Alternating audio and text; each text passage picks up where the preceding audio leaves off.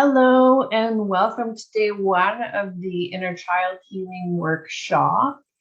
What we have for you today is your daily activity is going to be spend 10 minutes in the mirror daily. So from today until the end of the workshop, you'll be spending 10 minutes in the mirror daily. Spend 5 minutes just gazing at the beautiful being that you are and accepting any uncomfortable feelings that come along with that. So there will be stuff that bubbles up, some self-worth, all kinds of things. You'll be surprised when you make eye contact with yourself. Be sure to make eye contact with yourself. Another 5 minutes repeating your chosen affirmations, preferably in the morning to start the day. So again, this is going to be whatever way you choose to do it, but there's some serious subconscious power in looking at yourself in the mirror silently and just allowing yourself to be. There's a deep intimacy and connection with making eye contact with yourself that we don't normally do. We do look at each other. We look at ourselves in the mirror on a daily basis, but we don't do it with intention. We don't do it with love, with nurturing, with intimacy. So I challenge you today to do that. I've provided you in the post for day one with a list of affirmations. So you're going to pick the ones that really kind of in your intuition you feel guided to do. I would just stick with a few of them. Don't make it so that it feels like a chore. Just pick one or two or five or whatever you feel guided to do and commit to that for the 5 days. I do highly recommend that you continue doing this because it takes 21 days to reprogram your subconscious mind. So mirror work is strange and uncomfortable, undeniably intimidating and a little embarrassing, but also profoundly healing. Um, of all the spiritual methods of inner work available to us in the 21st century, mirror work is one of the simplest and most powerful. If you're looking for a simple, practical, and deeply transformative practice that can become a daily habit of self-love, then look no further than your bathroom mirror. So how to practice mirror work? Mirror work is strange, uncomfortable. We've already got that. Of all the spiritual methods of inner work available to us in the 21st century, mirror work is one of the most powerful. Unlike many pathways of inner growth out there, you don't have to go out and splurge large amounts of money or time. Thankfully, mirror work is a practice that is freely available to anyone. All you need is a mirror, and nearly all of us already have access to one. If you're already looking for simple, practical, and deeply transformative practice that can become a daily habit of self-love, then look no further than your bathroom mirror.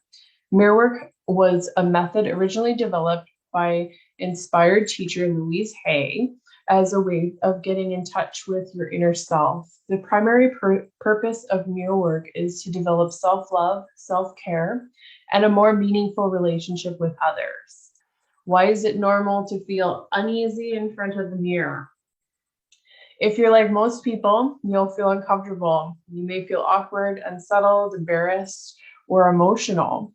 I find I get emotional when I do it. I feel like at first I feel a lot of resistance and then I just feel this emotion bubbling up. You might even notice patterns of self-loathing and self-criticism arise. Why does this happen? The mirror reflects back to you the feelings you have about yourself. It makes you intimately aware of where you are resisting and where you are open and flowing. It clearly shows you what thoughts you will need to change if you want to have a joyous, fulfilling life. In other words, in front of the mirror, there is no hiding. In front of the mirror, we catch an intimate and sometimes painful glimpse into the relationship we have with ourselves. Mirror work can make us feel intensely uneasy because it exposes our inner critic in painful daylight.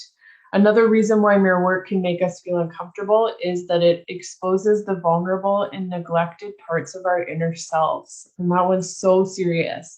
We spend a lot of time overworking and trying to avoid being vulnerable with ourselves. After all, what better opportunity for that forgotten part of finally grab all our attention than face to face in front of the mirror. Most of us have numerous abandoned inner parts, but the most common one that we've disconnected from is the inner child. We all possess the inner child. It is one of many archetypes or patterns of energy that composes our personality structures. The inner child is the part of us that still retains the sense of childlike wonder, spontaneity, creativity, and joy. On the other hand, our inner child also possesses many of our primal and core wounds. Thus, learning how to relate to and liberate our inner child is crucial. Mirror work is an intensely effective way of helping us to reestablish a connection with this delicate part of ourselves. When looking into the mirror and trying to reconnect with your inner child, it is not unusual to feel waves of sadness wash over you. You may also experience unexpected bubbles of excitement, of joy, but typically it's common to experience heavier and more uncomfortable emotions first. Although this kind of mirror work can be upsetting and unpleasant at times, these feelings point to deeper work that is alchemizing at a subconscious level. Simply gaze at yourself in the mirror and comforting your inner child can be tremendously healing practice and powerful form of inner child work. The more emotions you experience, the more a sacred kind of purging and transformation is happening. So this is such a deep practice, and that's why we want to challenge you to do it every morning with yourself, because 10 minutes really is not a long time. If you need to get yourself up 10 minutes early in order to accomplish this, I highly recommend that you do it. But as for today, we're just going to have this be the first daily exercise to really lean into it, really allow yourself to feel the feelings. And if you end up crying, bawling your eyes out, angry, happy, joyous, whatever it is, just hold space for yourself and then nurture yourself after. So you might need to have a bath, healing bath, or go for a jog, or whatever it is that you need. Music is a great way to really quite shift yourself. So that's the day one exercise and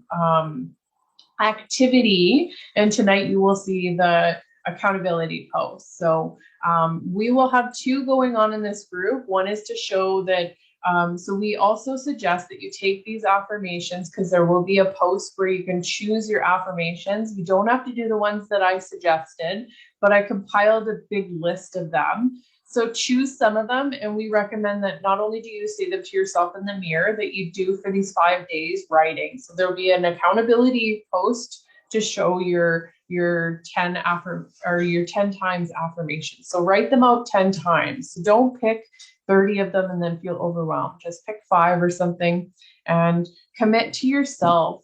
Taking this workshop is a commitment to yourself, to your healing your inner child, and you deserve that. You deserve to be nurtured. You deserve to lean into this healing. So make that commitment to yourself and start talking to yourself in the morning. Speak these affirmations out loud while looking yourself in the eye. There's some great, powerful subconscious messages that come across, and powerful healing that happens when you do that, as well as the repetition of doing the writing every day. So do that for the 5 days, and I recommend that you continue afterwards. So that's day one of the Inner Child Healing Workshop, and I will see you tomorrow.